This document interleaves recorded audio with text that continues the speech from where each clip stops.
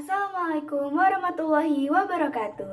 Halo semuanya, perkenalkan nama saya Cika Nindesyati dari SMP Negeri 14 Pekanbaru.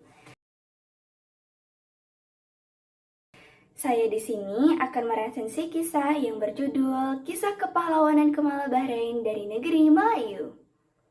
Ditulis oleh Tan Triwidianarti dan diterbitkan oleh Perpusnaspres pada tahun 2024. Memiliki jumlah halaman 167 halaman dengan ukuran buku 24 kali 16 cm. Tan Triwidianarti merupakan penulis sekaligus dosen pada Universitas Muhammadiyah Tangerang. Ia juga menerbitkan beberapa buku seperti Kedurjanaan Rahwana Malam Menaklukkan Negeri dan Munajat Cinta Sang Nabi. Tujuan Tan Triwidianarti menerbitkan kisah ini karena kisah ini mengandung filosofi hidup, aturan dan norma, budaya, dan nilai-nilai kebaikan masyarakat Melayu yang perlu diketahui oleh khalayak umum.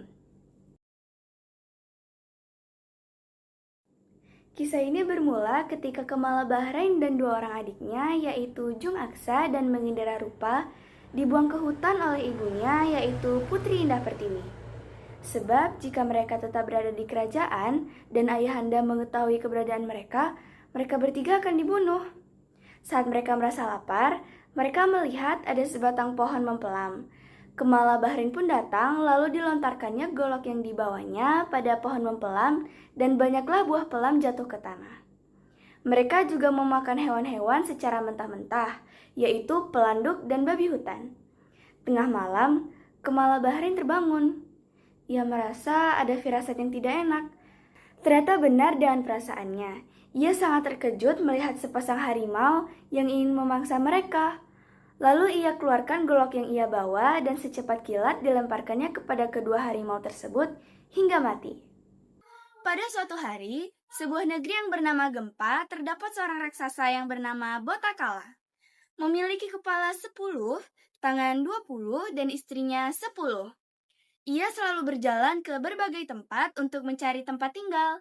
Jika ia menemukan tempat yang cocok, ia akan mengusir dan membunuh penduduk asli dari tempat tersebut.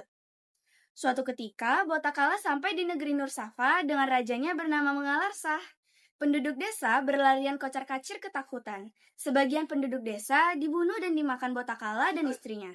Pasukan tidak sanggup melawan Botakala. Menyadari bahwa mereka semakin terdesak, maka Raja Talila memanggil salah satu hulu balang agar pergi menemui Kemala Bahrain di negeri Angkabar. Kemala Bahrain bertempur habis-habisan melawan Botakala. Membunuh Botakala yang tidak bisa mati-mati membuat Kemala Bahrain harus berpikir keras. Mungkin dengan bertanya langsung pada istrinya yang 10, bisa diketahui kelemahan Botakala. Jung Aksa melemparkan samosir ke udara dan berubah menjadi rantai besi. Rantai besi itu digunakan untuk mengikat istri-istri Botakala. Para istri Botakala hendak dibuang ke laut, namun terlebih dahulu Mengindra bertanya tentang kelemahan Botakala. Ternyata Botakala tidak bisa mati karena nyawanya disimpan di Pulau Naga Petam. Langsung mereka ambil nyawa Botakala dari pulau tersebut dan memberikannya kepada Kemala Bahrain. Seketika Kemala Bahrain bunuh nyawa tersebut. Kemala Bahrain dan dua orang adiknya pun kembali ke negeri Angkab. Alur atau kisah yang disajikan penulis sangat menarik, sehingga pembaca terus ingin tahu apa yang terjadi pada bab selanjutnya. Namun, terkadang penulis keliru dalam menuliskan nama tokoh.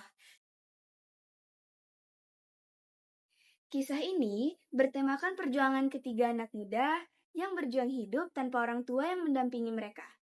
Kisah ini juga mengajarkan pentingnya tolong-menolong dan kerjasama. Alur cerita berawal dari kepemimpinan Sri Sultan Mahkota Alam yang merupakan kakek dari Kemala Bahrain.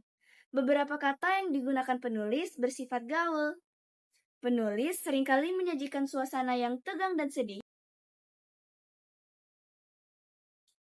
Meskipun memiliki kekurangan, kisah ini tetap menarik untuk dibaca karena bergenre action dan romance.